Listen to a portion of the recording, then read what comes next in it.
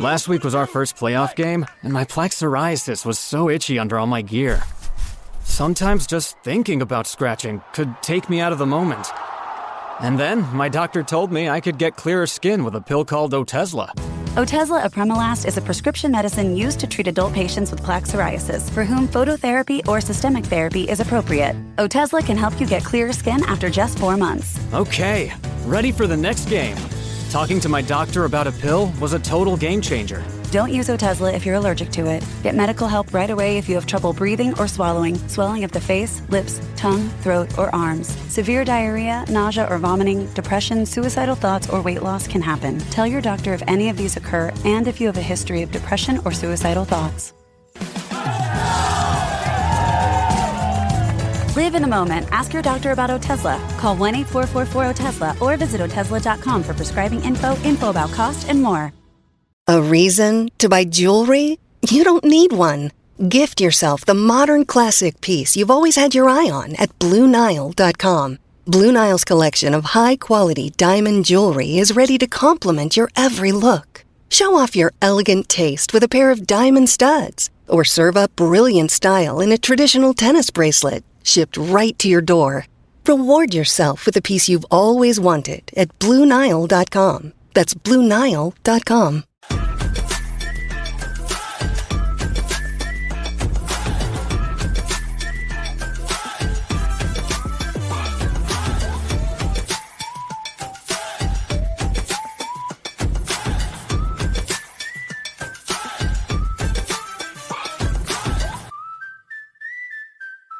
From the field to the film room to the war room, we've got you covered every step of the way as the road to the draft starts right now.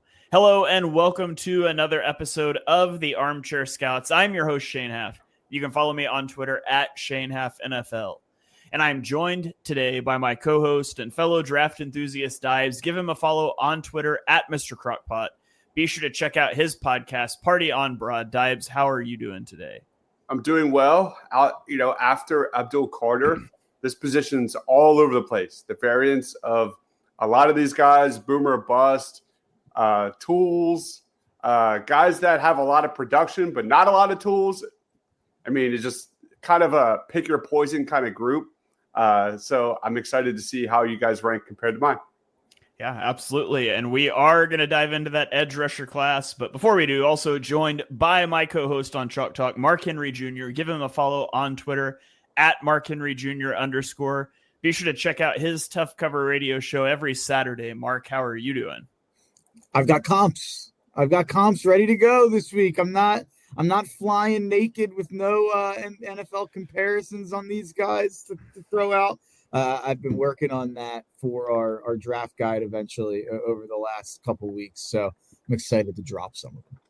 All right. It is officially draft season when Mark has his comps ready. And this is going to be a double episode week of the Armchair Scouts with us. We had to miss last week. And so we're doing top 10 edge rushers tonight. And then tomorrow night, we're going to do top 5 linebackers. So a lot of draft content coming your way this week. And guys, I got to tell you up front, as I started watching edge rushers, I expected to be wowed by this class from things I had seen on Twitter and the way people kind of talked about it. And I was very underwhelmed by this class personally. So we're going to get into it. I'll talk through my disappointment and we'll see how everybody stacks up. But as always, we're going to go, well, not always. This is the first 10 round we're doing, but we're going to go from 10 to 1. And so, Dives, why don't you lead us off with your number 10? Talk to me about Braden Swinson. I'm going to try and go fast on this because we have a lot of guys to talk about here. But Braden Swinson, I think, is one of the more underrated prospects in this draft and a near pitch perfect fit for Vic Fangio's defense. His numbers last year were outstanding. 22% pass rush win rate. That was 10th best among all FBS edge defenders. He had 60 pressures. That was tied with Donovan Ezeraku, who we'll be talking a lot about tonight. And that was 6th best in the FBS. He's got an explosive first step. He's a guy that can set an edge immediately from day one. Against the run, he had 13 tackles for loss.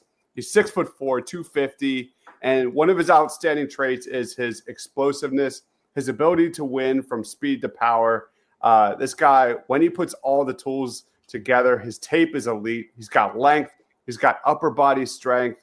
And there was a little bit of a disappointment, not a disappointment per se, but he didn't do all the drills at the combine. But the drills he did, he was 8+ RES score for the 3-cone drill and the short shuttle. I think he needs to improve on his pass rush plan. I think he needs to add counters.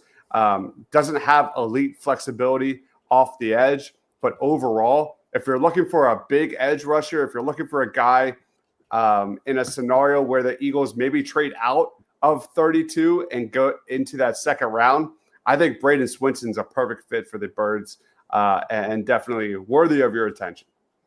All right. Mark, he didn't make your top 10. He also wasn't in my top 10. Is there anything you want to add in on Swinson? No, like Dodge said, a lot of guys to get to, so I'll keep it brief. All right. Same for me. We'll just keep the show rolling along here. So, Mark, let's get to your number 10. He's number 8 for me, and he's actually all the way up at number 4 for Dives. It's Mykel Williams. Talk to me about Mykel Williams, and I'm a lot closer to you than I am to Dives on him. I was expecting to be wowed based on what I'd seen people say about Williams, and I just wasn't. But I'll throw it to you. Ball's in your court. What did you think of Williams? Yeah, I think this is a guy who kind of looks better on the RAS chart than on the football field, I guess. If you're looking at it like that, I guess he doesn't have a RAS score because he didn't bench. But it looked good in terms of the size and ran a good 40. But so you still can get the comps on RAS football. And he's got some good like old school ones. Jared Allen. From obviously just got in the Hall of Fame, Justin Tuck, and the one that I went with, and a name that I kind of forgot was Ziggy Ansah. I would say a poor man Ziggy Ansah, but he kind of does project directly athletically as Ziggy Ansah, who played probably about a decade ago. But Mykel Williams, I think I probably have him a little too low. I have him about 50 overall. He's my number 10 edge. I think there's an argument to be made that maybe I could bump him above a guy or two on my edge rankings and probably about 5 or 6 guys on my overall rankings. I've grouped him together a lot with Shamar Stewart as kind of the projectable guys who maybe don't have as much production as some of these other guys, but he has had 17 sacks here, according to sack numbers on PFF as opposed to other sites are completely different sometimes. But according to PFF, he had 17 sacks over the last 3 years. So he's not Shamar Stewart, where there's absolutely nothing to grab onto in terms of football on the field tape and, outside of just hoping and projecting. Mykel Williams is better than that. But I do think that you're still doing a lot of projecting here with Williams, and there's still a lot that would need to be refined. But I don't think he's a complete project at a complete zero the way that I think Shamar Stewart is kind of coming in. Yeah.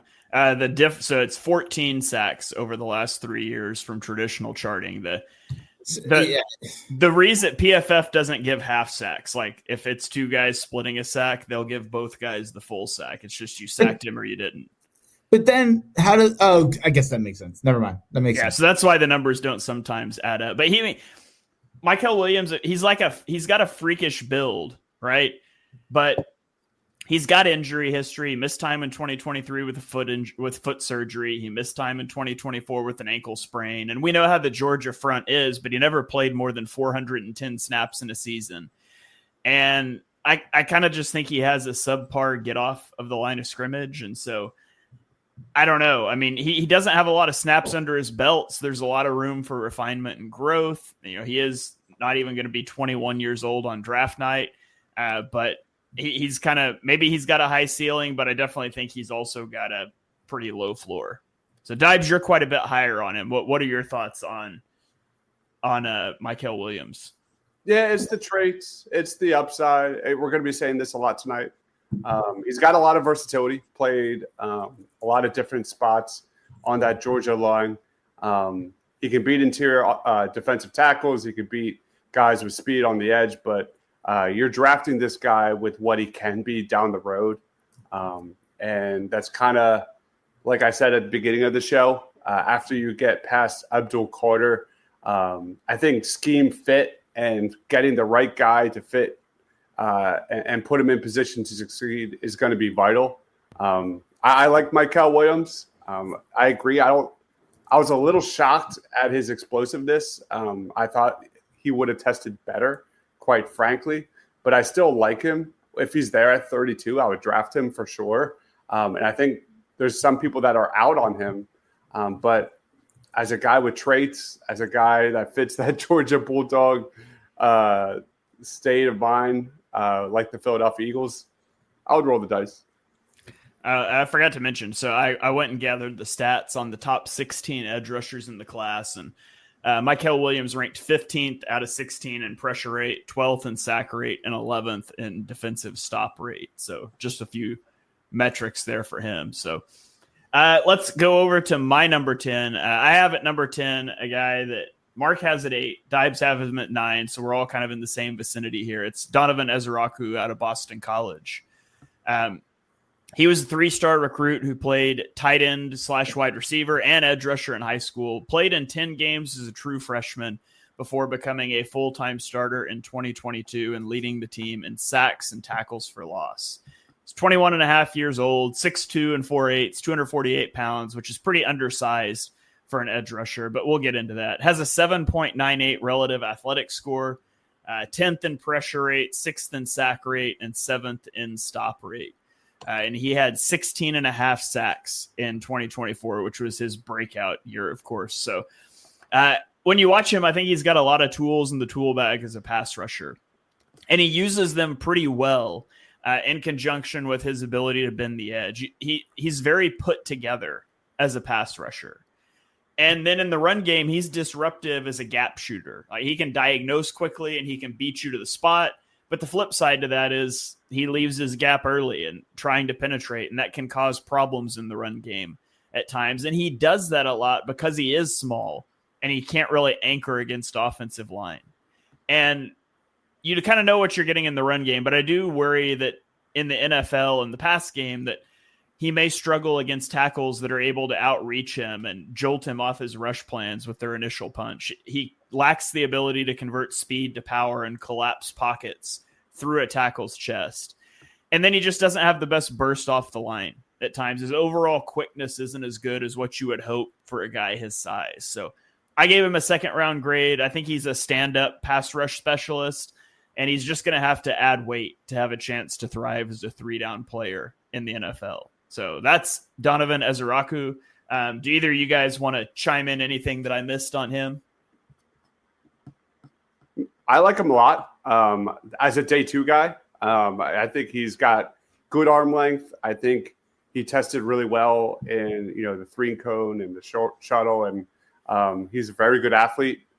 He's not an elite athlete, but I think where he is in the areas that matter. So I like Ezeraku and his fit with the Birds quite a bit, and definitely one of my more preferred day 2 choices. Surprised I'm the highest on a 6'2", 6'3" guy coming off the edge, but I think he's got great bend around the edge. So I actually think he kind of uses his size to his benefit at times. But yeah, there's definitely a lack of power there. And a lack of speed to power with just his size. It's pretty obvious. But guy who is and he's a little lighter than this guy, but pretty similar, I think, in play style is Harold Landry, who just moved teams again and actually a little younger than I thought. I feel like Harold Landry's been around forever. He was only drafted in 2018. But yeah, I think that's a pretty good comp there as a kind of a stand-up pass rusher specialist.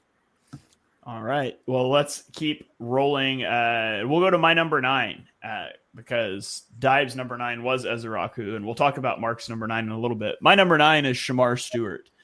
Speaking of athleticism, Shamar Stewart blew up the combine. He got a 10.0 relative athletic score, so the most athletic according to the scale that's ever tested. He's 6'5", 267. Ran a 4.59 40, had a 40-inch vertical jump. Both were above 95th percentile.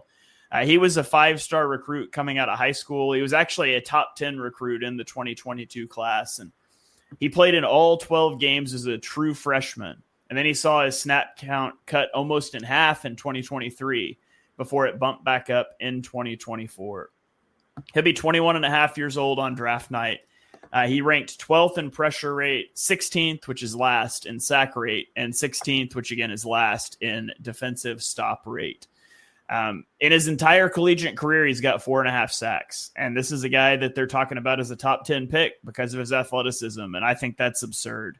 I've heard people talk about him going top 10, and I don't see it. I've heard people wishful thinking he would be there at 32 for the Eagles, and I wouldn't take him if he was on the board at 32. I just don't see it in the first round with him. He does have elite athleticism and length, and he combines explosiveness off the line with power and the fluidity of movement. And he has those things, those traits that you can't teach. He can run plays down from the backside, especially if he's left unblocked. He creates knockback at the initial engagement in the run game. He's got heavy hands, good strength at the point of attack. He anchors well, but he just doesn't have the most explosive first step. And his pad levels get too high in the run game too, and so that hurts his anchor. He's got poor timing in his pass rush moves, his counter moves. They're not very effective. He misses out on a lot of plays because he gets off balance at the tackle point. He misses a ton of tackles. He has a 27% missed tackle rate in his career. And again, he's only got 4.5 sacks in 3 years of collegiate play. This just isn't a guy that you take high in the first round. I put a second round grade on him for the athleticism. He's a tweener, edge, interior defensive line player who he can be impactful as a run defender, but he is a major project with a lot of athletic upside, but he's a major project as a pass rusher, and he is going to be dramatically overdrafted. I've heard the Nolan Smith comp. I hope this isn't who Mark was going to comp him to, because this is not Nolan Smith. Nolan Smith had an 18.6% pressure rate. Shamar Stewart has 12.4. Nolan Smith had a 1.9% sack rate. It's quadruple the sack rate of Shamar Stewart. He had a 7.9% stop rate that is triple Shamar Stewart's. And people thought that Nolan Smith was a project as the pass rusher coming out. He went 30th overall. That's more in the range of where this guy should be drafted, in my opinion. He reminds me so much, so much of a guy that Shane and I hated a very long time ago who went first overall in Trayvon Walker. Yeah, I think that there's so many similarities with Trayvon Walker to him. So that's my comp there. Definitely not Nolan Smith. That would be disrespectful to my guy Nolan. And I will say, I think Trayvon Walker has turned himself into a pretty good player. I don't really see that for Shamar Stewart. So I'm kind of talking about the prospect version of Walker and maybe the first 2 years, and maybe not as much this year, where I do think Walker took some steps there. He's definitely not a guy that I would be on my board in terms of in the first round for sure. All right, Dibes, you're a little higher on him. He's number 6 on your board. So, I'm sorry. Before I yield my time here, can you share that screen that I shared here? I forgot here because it disappears for me. Does the gentleman on the floor yield? Yes. Okay. Yes. This tweet pisses me off. Daniel Jeremiah tweeted this at the Combine, I remember, with Myles Garrett and Shamar Stewart and how exactly similar the statistical profiles were. And there's other tweets that even take it further than that. At least he listed the college sacks at the bottom, 32.5 versus 4.5. Yeah, I'd say that's a stark difference when you have twice as many sacks in every year that you played in college as Stewart had in all of his years combined in college. So I think that's probably where that comparison is. Yeah. All right. Dumb tweet, Daniel. Does the gentleman in the Phillies hat yield?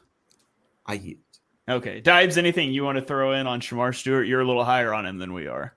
I mean, obviously the tools, I was really high on Trey Walker. I remember that. And I expected him to blow up during the combine process, and sure enough, he did. And I talked about Shamar Stewart on previous shows months ago about the combine and him kind of being like Trey Walker. I do expect him to be a first-round pick, but he is a much bigger boomer bust pick, in my opinion, than Trey Walker was. Shamar Stewart, I think, also has some defensive tackle in him, especially if he were taken by the Philadelphia Eagles. He is a mold of clay, kind of like Michael Williams, where he is so raw. Technical wise, he's got so far to go. But if he goes to the right scheme and maybe gets grown into like a Fletcher Cox type of thing, I could probably be sold as like a second or third round pick. But yeah, I fully agree in being overdrafted. Whereas, was Trey Walker overdrafted? Absolutely. His rise was wild that year. But the Shamar Stewart thing is getting out of control. Yeah. If you're a pass rusher with less than 5 sacks, I'm not interested in you in the first round. I don't think he can drop back in coverage at all. I would never put him in that situation. But as a guy that can slowly grow on the interior, there could be upside there. That's just my opinion. Yeah. But I think that this is just like a classic example of a guy I'm always out on, which is the guy who tears up the combine, who looks like, it's Tarzan on the combine, Jane on the field. And then you come out and you also are a tweener. And I don't know. I think he's probably just like right in between in terms of being an edge and being a D tackle, which to me kind of makes you like a, jack of all trades, master of none situation. And I would just want a guy who's a bit more specialized, either, with experience on the interior or kind of feeling better about their chances at sticking at edge. Yeah. Probably makes you a 3-4 defensive end, if we're being honest. But yeah. All right. Well, let's keep rolling. We will go to number 8. Dives has Princely Umanmielen at 8. Mark and I both have him at number 4. So Dives, will give you first shot at Princely here. Sorry, I think Mark, this is your boy, right? I'm pretty sure. Yeah, I do like Princely a lot. Yeah, Princely Umanmielen is fun. Like, if you were to put a gun to my head and say, what's the difference between Princely Umanmielen and some of these other guys, I probably couldn't give you a straight answer. He's got really good size, 6'5", 256, good versatility. He played both stand-up outside linebacker and from a three-point stance in line. He's solid. I'd say boomer bust in terms of run defense, but a lot of upside. Needs to improve his strength at the next level.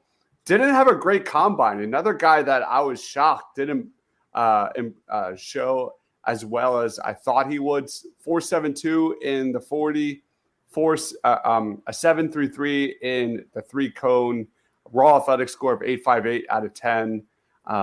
Not the most explosive guy. Obviously, a far from finished product when it comes to technique. There are more concerns than positives, I think, with Princely. He needs to improve his play strength and pass rush moveset.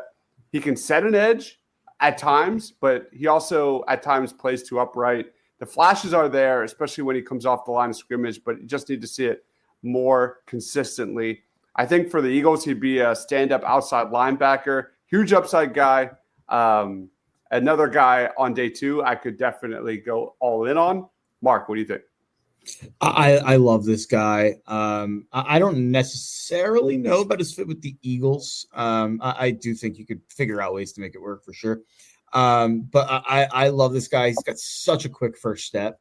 He's really just great bend around the edge, great kind of body control, flexibility. I think I'm just higher on everything he does than like the general consensus. Like, I'm higher on the pass rush bag a little bit. Like, I think he's got a little more to him as a pass rusher, some good hesitation moves to kind of use his size to his advantage. Like, I just think that he's got a lot in that pass rush bag. I'm higher on him sticking as a run defender. There's some scouting reports out there that are basically saying like, oh, don't count on being a run defender. He graded out pretty good as a run defender. And Dives, in terms of the combine, it seems like he did mostly pretty well. If you look at it, he just didn't do great in the shuttle and the 3-cone. That's really weighing him down there to an 8-9 for me. But he did great in the vertical, did great in the broad jump, and still like 8+ in each of these speed drills. So I think he still showed his explosiveness. And I think this is probably a lofty comp. There's a lot of poor man's before some of these comps in this edge show. But I do think that there's some Brian Burns there that you can kind of, if you're saying the peak of the comp, that's definitely like a peak comp. But I don't think if you told me his career worked out perfectly and he turned into Brian Burns, it wouldn't shock me. Yeah, I think he's got he does a good job of like slapping away punches from offensive tackles, has really good closing speed. I don't think he's useless in the run game. He can set the edge, but he struggles to shed or to create knockback, which is what's ideal for you. And I think a lot of what you were saying about his shuttle and stuff not being good makes perfect sense because he's a long strider, which kind of hampers that twitchiness, that lateral agility. He's got a high pad level. I gave him a second round grade too. I said I think he's a stand-up edge rusher that I designated pass rusher early in his career, but I do think he has the ability to be a 3-down player. I just don't think it's going to be his best usage right out of the gate his rookie season.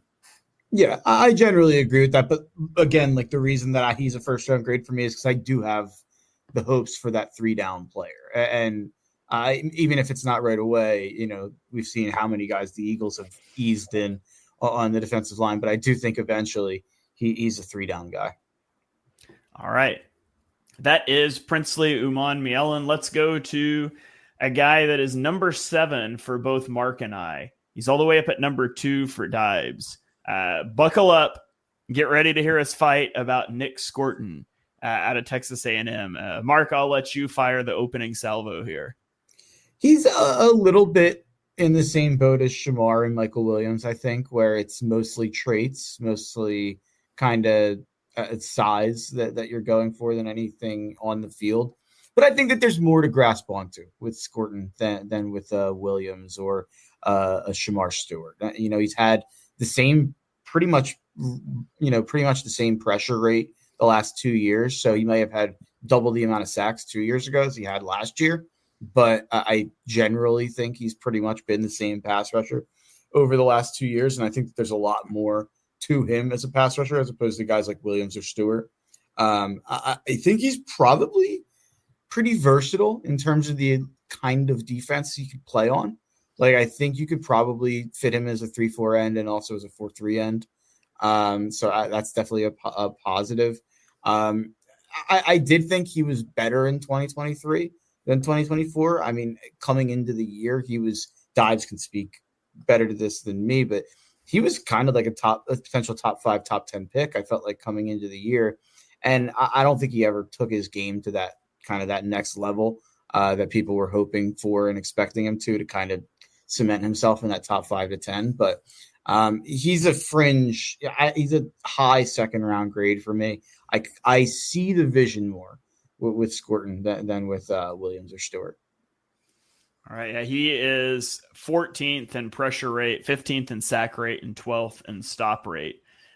So wasn't particularly productive in 2024. I do think he's got a lot of tools in the tool chest as a pass rusher. Got a lot of counter moves. He's got a nice inside spin move. He's a high motor player, but he fails to threaten with his first step, which weakens all of those inside counter moves. It also weakens his speed to power move. And he's not the most bendy guy around the edge. I gave him a second round grade. I said he's a hybrid defensive end, kind of like Mark was saying. And I actually think he's better as a run defender than a pass rusher right now, just because of that get off and that lack of bend. But Dibes, this is your guy. You're pretty high on Scorton. He's up at number 2 for you. So what do you like about Nick Scorton so much? You guys touched on it. Definitely right there with what Mark's saying, especially with Shamar Stewart. Like, he's definitely a tweener, and for better or worse. There's some Brandon Graham in his game, I think, that really makes me interested. A guy that could, like you said, be a solid run defender to start. That's how they use Brandon Graham in certain situations. He would kick inside, and I think that's Nick Scorton to a T. I think he's versatile. I am concerned about his explosiveness for sure, but absolutely on the top of the list of a boomer bust type of prospect that can't just find his role in the NFL. I've been one of Nick Gordon's biggest fans all year, not going off that hill.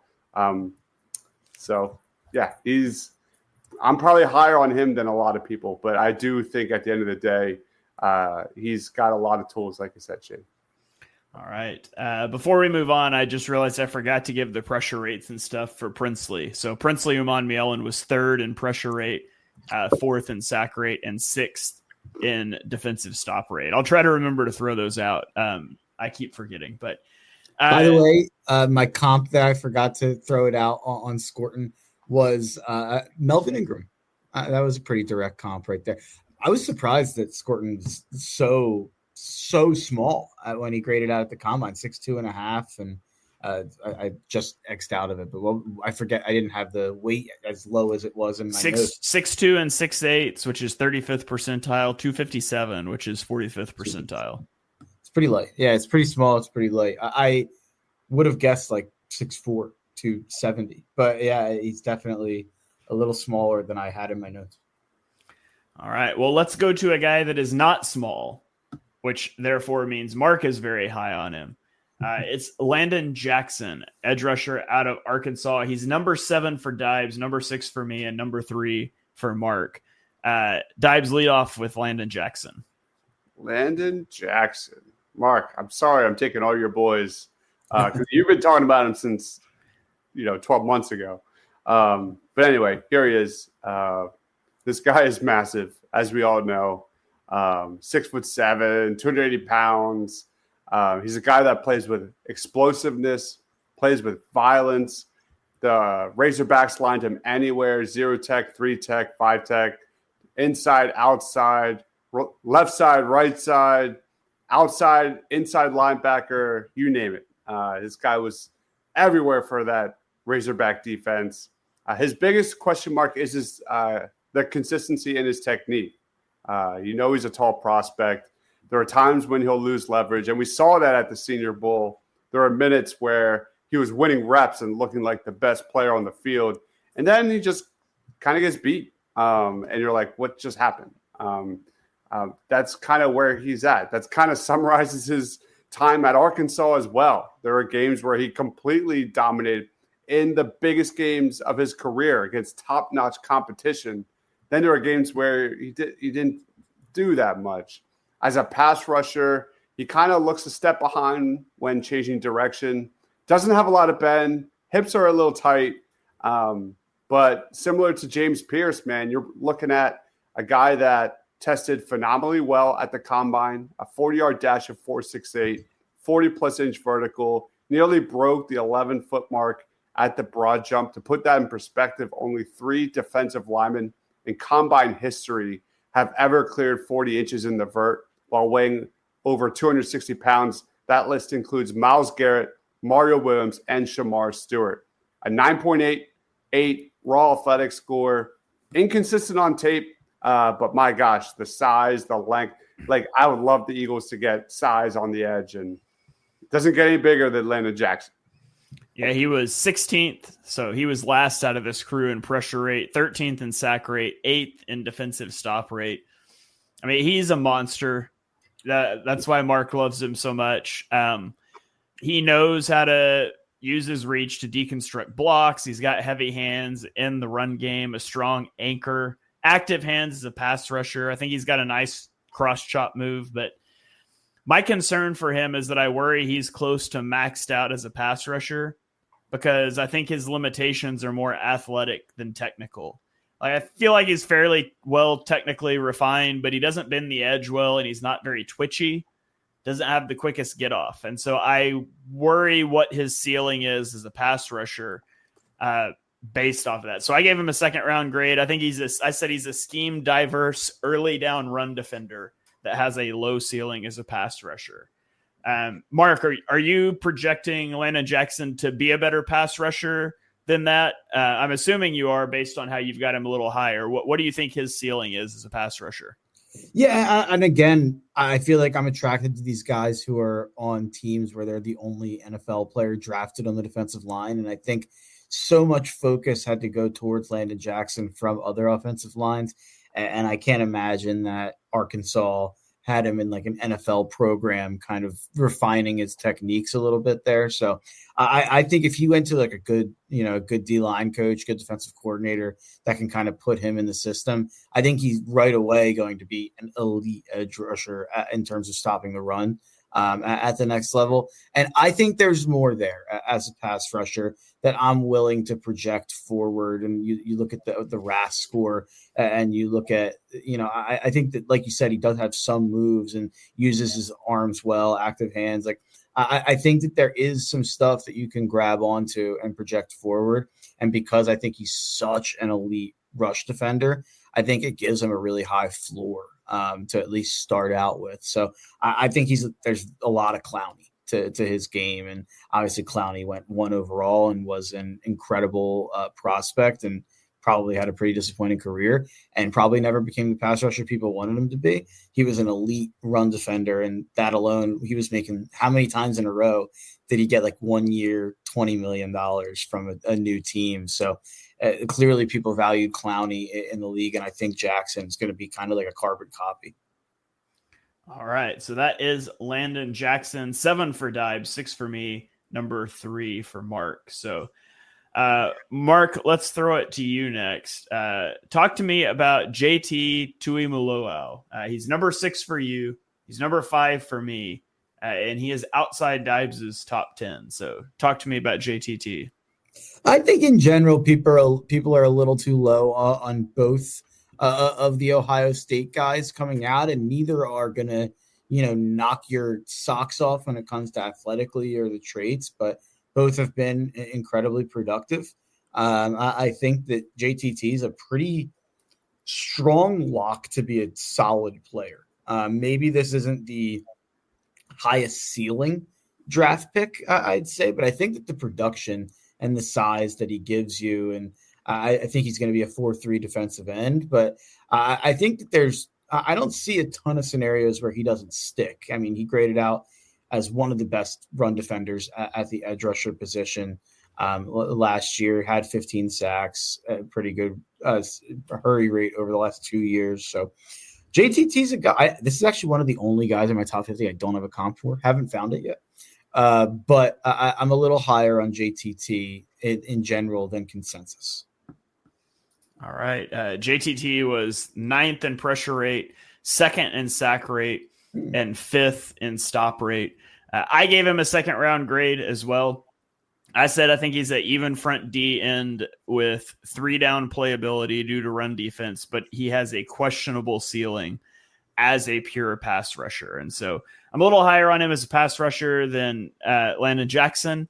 I think they're both really good run defenders, and I think they're a little more works in progress against in the passing game. I will say one of the things that really stuck out to me is his football IQ. Like specifically, he retraces against screens so well, and he gets his hand up in the passing window on quick passes. He got his hand on several passes, 10 pass breakups over his career at Ohio State. So I do think that's noteworthy as well. Dibes, you didn't have him in your top 10 at all.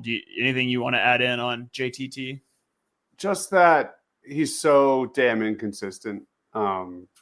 He's another one of those guys. When it's clicking, he looks like the best player on the field. I mean, we're talking multiple touchdowns. We're talking 2-3 sacks. We're talking a pick. He's everywhere. And then there are games where he doesn't do much. There's just been way too many flashes of that and then not. So that's always been my take. And he's played his biggest moments has been against really good competition. I've just been kind of waiting for him to become dominant, and he never really truly did. All right. Well, let's keep rolling then. We're going to go to Jack Sawyer, who is number 5 on Mark's board. And he is outside the top 10 for both Dibes and I. So, Mark, go ahead and talk to us about Jack Sawyer. A reason to buy jewelry? You don't need one. Gift yourself the modern classic piece you've always had your eye on at BlueNile.com. Blue Nile's collection of high-quality diamond jewelry is ready to complement your every look. Show off your elegant taste with a pair of diamond studs, or serve up brilliant style in a traditional tennis bracelet, shipped right to your door. Reward yourself with the piece you've always wanted at BlueNile.com. That's BlueNile.com. Yeah, I mean, this is a guy who made, I think he helped himself out with his draft stock down the stretch in that college football playoff run for Ohio State. He was so good those last couple games.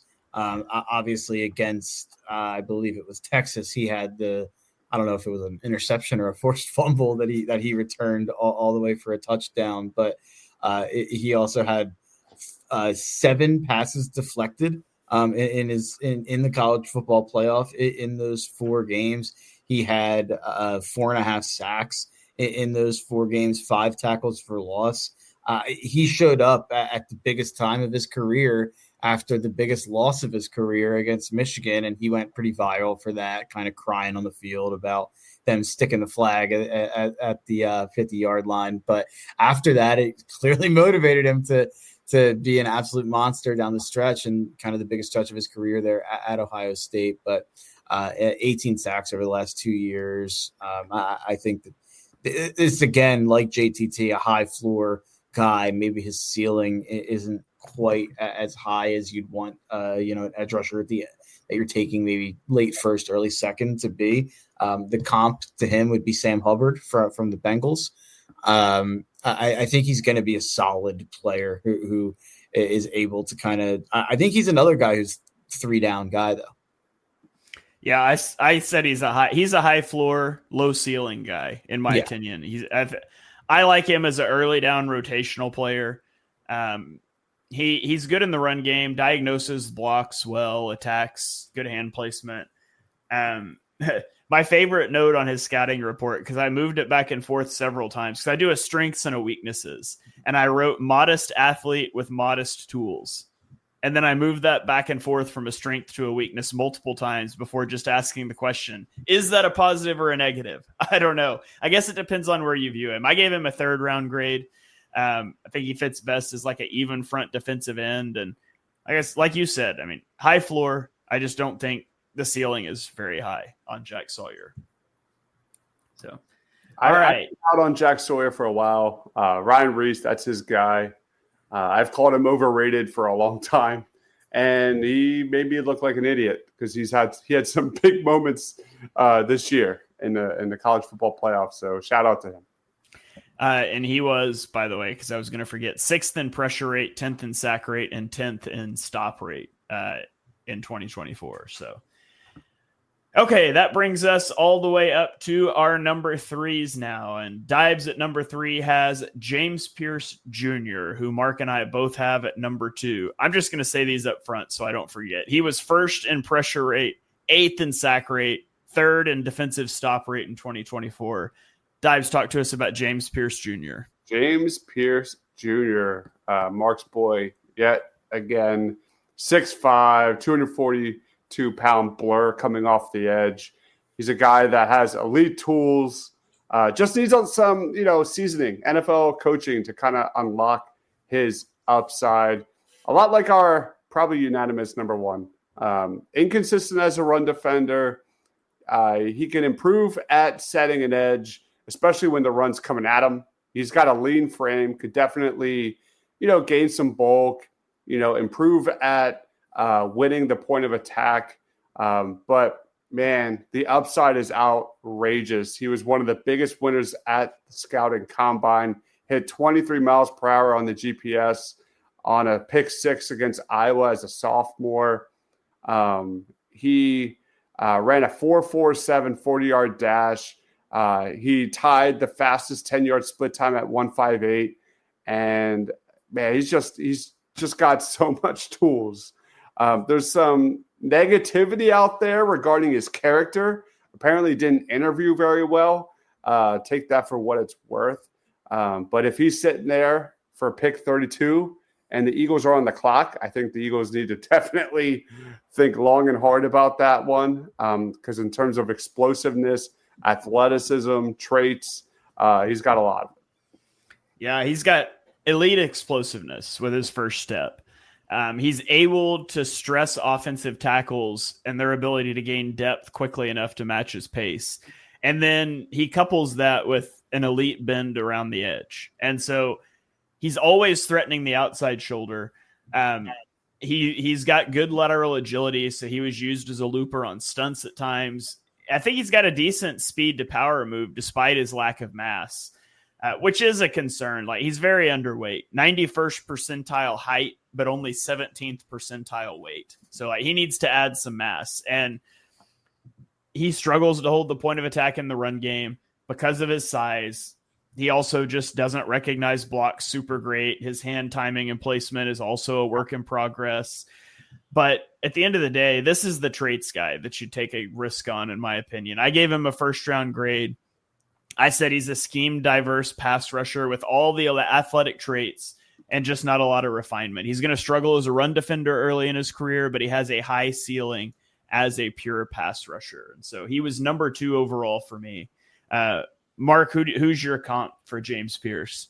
There's if you want to share that screen right there, for me, it's Kayvon Thibodeau. He reminds me a ton coming out of college as a prospect of Kayvon Thibodeau, who's a direct RAS comp on the website there. And I feel like I'm actually just a lot higher on what Thibodeau is as a pro than a lot of people. I think some people want to label him as a bust. I think he's been in one of the worst situations imaginable and still put up some numbers, even if he's had some bad moments. But James Pierce is my number 3 overall player. I love James Pierce. So the fact that every PFF mock you do, even though he's ranked like 12th or whatever it is, he falls to the 30s is unbelievable to me. It almost like breaks the mock draft simulator for me. So it's not fun to do mock drafts for teams that need edges, because I'm just going to take James Pierce in the first round every time. I'm so much higher on his rush defense than I think the general consensus is. I think he's one of the better run defenders at the edge position in this class.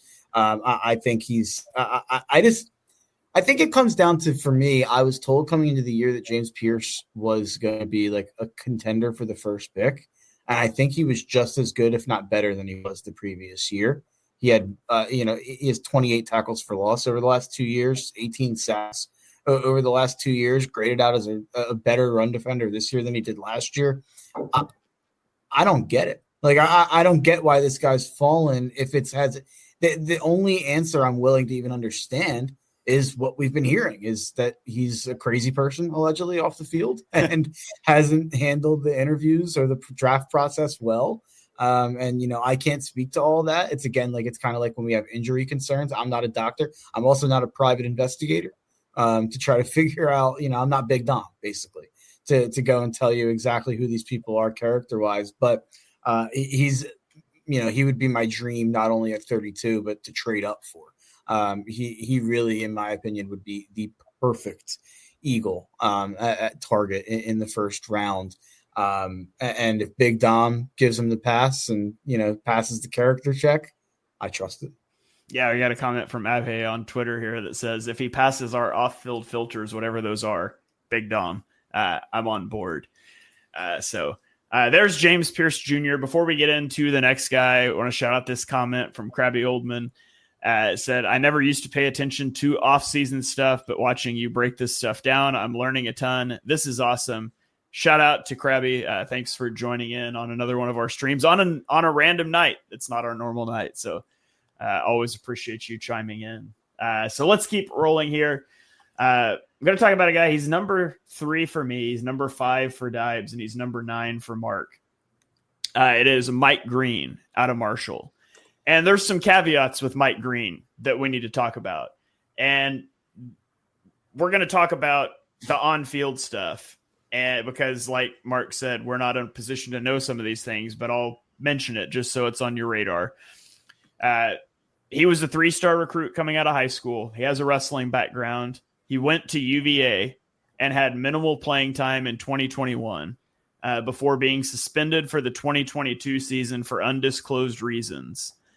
Then he transferred to Marshall in 2023 and broke out in 2024 with 17 sacks and 23 tackles for loss, while being named an All-American. Now, it's come out since that he was accused of sexual assault at UVA, which is what led to the suspension and later the transfer. And then once that started to come out, things also came out about him being accused of sexual assault in high school as well. And so again, not a private investigator. That's not my place, but there's character red flags out there that you need to be aware of and the teams are certainly asking him about. I'm not going to try to pontificate on that because I just don't know. So I'll talk about what I see on the field. And that's a 6'3", 251. Didn't test enough to get a relative athletic score, but he was 7th in pressure rate, 1st in sack rate, and 1st in defensive stop rate in 2024 when he had 23 tackles for loss and 17 sacks at Marshall. And he's a very good athlete. I don't know why he didn't test because he's an awesome athlete. He probably would have tested well. He wins in space with speed, agility, body control, you name it. He has a quick first step off the line and he doesn't slow down. He has very good counter moves that he employs effectively. He keeps offensive tackles guessing. He takes the openings they give him and their stance and technique. He is bendy around the edge. He chases plays down from the backside when he's left unblocked. And so he's got a lot going for him on the field.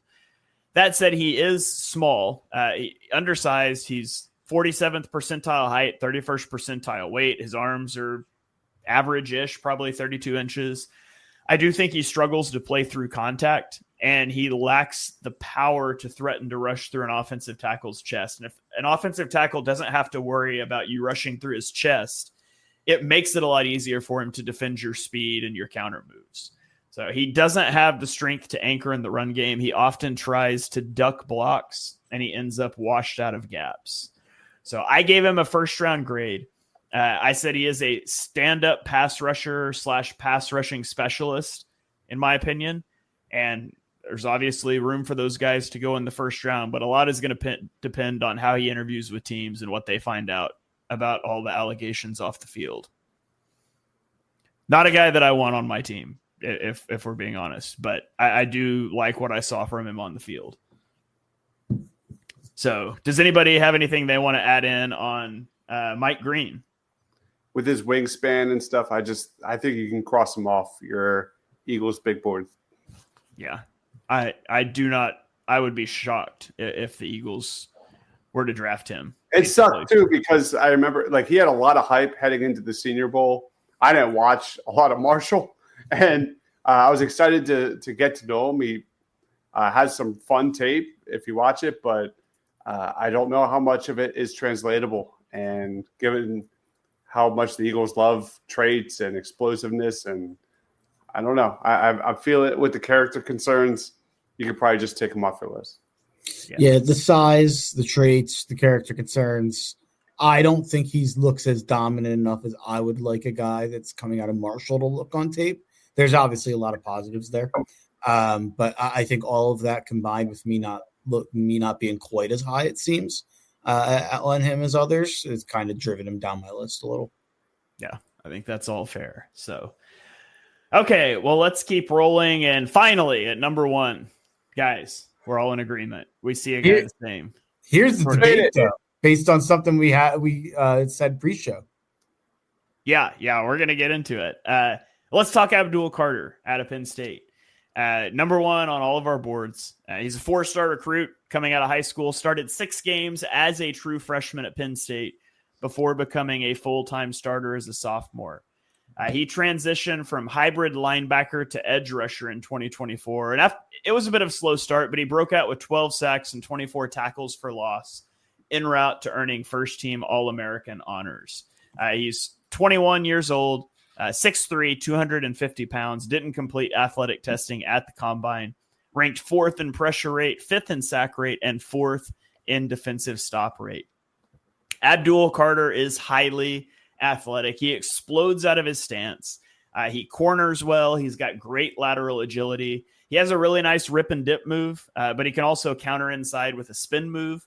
He's got versatility. I think you could use him as a dropper. He had 437 coverage reps in 3 years at Penn State. And then I don't know if this is a positive or a negative, honestly, but his late switch to edge rusher means he lacks technical refinement and he wins more with body control and athleticism. And so that's a positive in that it gives him a lot of room to grow as he learns the position better, but it's a negative because if I'm going to draft the guy at number 1 overall, I would like him to be a little more technically refined. And so you can view that however you want to. He is a high motor player.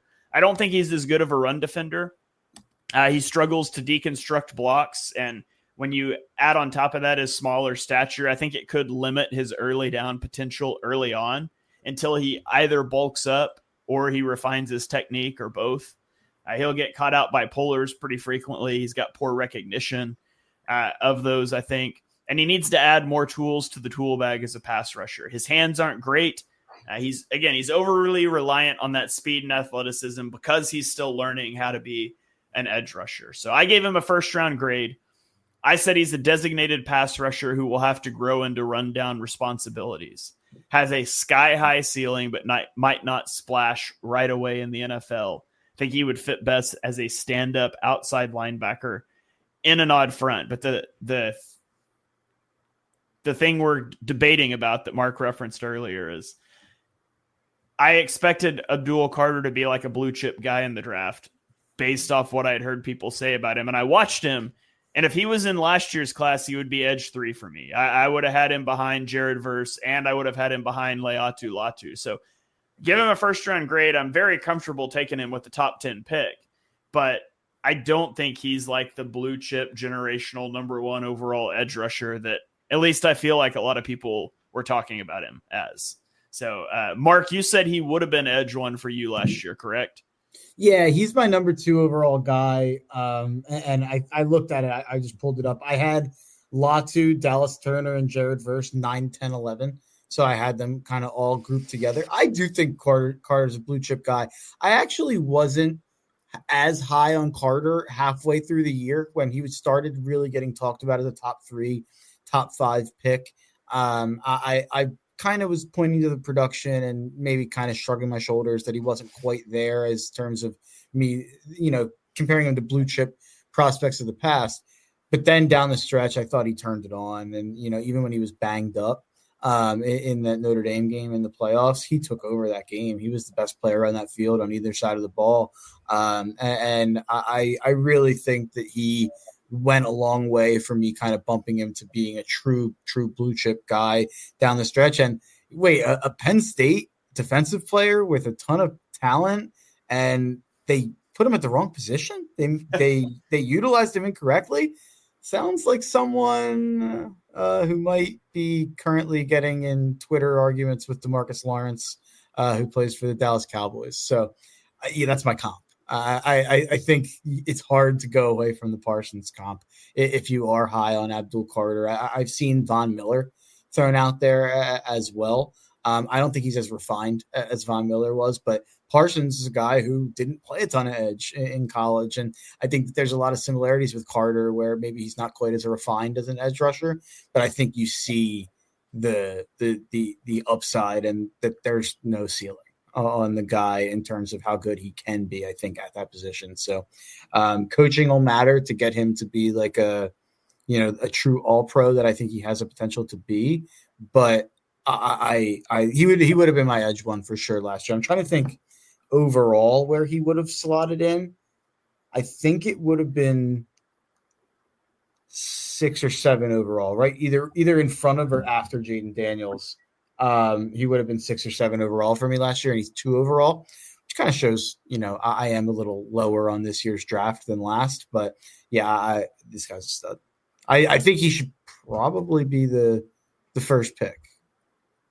Yeah, probably. He should probably be the number 1 overall pick. I just don't think I think it's more of a statement on like this draft class as a whole than it is that like he's awesome and he's good. I said he's a red chip player for me. Like I expect him to go top 5 and I got no problem with that. I just didn't think he was quite as good as I expected him to be based on the way people were talking. Dibes, what are your thoughts on Abdul Carter?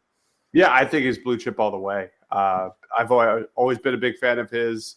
I see LeVar Arrington, off-ball linebacker and rundowns, pass rusher on pass downs, and his athleticism is elite. His versatility is elite. And the fact that he's just still learning the game and that ceiling, he might have the highest upside in this draft right there with Will Johnson. So absolutely blue chip. All right. It's not fair that Dibes has Will Johnson 1 overall. I thought that was going to be I was going to be the only person in the industry that had Will Johnson 1, and someone on the damn podcast I do has Will Johnson 1 overall too. I'm joking. There's room for company with Will Johnson, but like I said, like Will Johnson's my number 1 overall guy. I think if I had the number 1 pick, I'd probably take Abdul Carter. Like just there's a positional value thing there, and I think I could be mistaken, but I think it's a bigger need for Tennessee at edge than corner. But that's another show. That's a different topic. All right. Well, there you have it, guys. Our top 10, I'll repeat them here from 1 to 10. I have Abdul Carter, James Pierce Jr., Mike Green, Princely Umanmielen, JTT, Landon Jackson, Nick Scorton, Michael Williams, Shamar Stewart, and Donovan Ezraku. Mark from 1 to 10 has Abdul Carter, James Pierce Jr., Landon Jackson, Princely Umanmielen, Jack Sawyer, JTT, Nick Scorton, Donovan Ezraku, Mike Green, and Michael Williams. And then Dibes from 1 to 10 has Abdul Carter, Nick Scorton, James Pierce Jr., Michael Williams, Mike Green, Shamar Stewart, Landon Jackson, Princely Umanmielen, Donovan Ezraku, and Braden Swinson. Whew, I got to take a lot deeper breath to do that than I do when I repeat our top 5s. But there you have it, our top 10 edge rushers. I know that you guys watched more than 10 edge rushers. I watched 16 of them to make my rankings. And sometimes there's just a guy that you couldn't fit into your top 10 that you want to give a shout out to. So I'll open the floor here. Dibes, is there anybody you want to give an honorable mention shout out to before we get out of here? Quick, fun day 2 guy, Josiah Stewart out of Michigan. If you're looking for explosiveness, not a big guy. He's only 6 foot tall. But man, the bend, the pass rushing upside, his numbers were outstanding, right up there with the best of them. I think he's a guy that fits Vic Fangio's scheme really well as a linebacker, edge tweener, just a guy that brings chaos and can put as a chess piece in this Eagles defense. So keep an eye out on Josiah Stewart, who I like a lot. Yeah, 5th in pressure rate, 3rd in sack rate, 2nd in defensive stop rate, and a 7th percentile height. All right, Mark, anybody you want to give an honorable mention shout out to? Yeah, I feel like I always have like a day 3 guy who I fall in love with, and I end up having as like a early 3rd round grade on. This year for me, that's Tyler Barron from Miami. I've kind of fallen in love with him. He is he's ranked 153 on PFF. He's probably like outside of their top 25 edge rushers, and I have him as 11th. Like I think that he's a really interesting guy. He's 16 sacks over the last 2 years with 59 pressures. He also had a 9.32 relative athletic score. He's 6'4.5". He graded out well on the explosive drills. Ran a 4.62, which is in the 95th percentile there for edge rushers. His RAS comps on there are unbelievable for Tyler Barron. Javon Curse, Max Crosby, Jalen Phillips, like there's unbelievable RAS comps for Tyler Barron. And he had production, and it was at Miami. It's not like it was at some low level. I think this guy should go on day 2. I really like him. All right, so there you have it, everybody. That is our marathon on edge rushers. And if you didn't get enough of the draft this week, you can tune in tomorrow night. It'll be around 8:45 or 9 o'clock Eastern. We're going to go live with our top 5 linebackers. Ryan should be back with us for that one. So we're going to dive into some linebackers. We're going to have a conversation about one of the top linebackers and if he's actually a linebacker. And so that'll be a lot of fun. So be sure you are tuned into that. Be sure you're following these guys on Twitter. Dibes is at Mr. Crockpot. Mark is at Mark Henry Jr. I am at Shane Half NFL. Make sure you're subscribed to the podcast feed, Eagles Pin Pull Network, wherever you get your podcasts.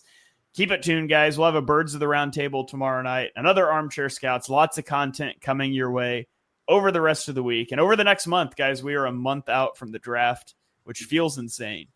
But we got a few position groups to get through. So you guys stay locked in here. We will cover every position group, excluding kickers and punters, because there's always that one smart aleck that's like wanting me to watch punter film. Always. We will cover all of the important positions in the lead up to the draft. So keep it tuned right here. We'll catch you guys next time.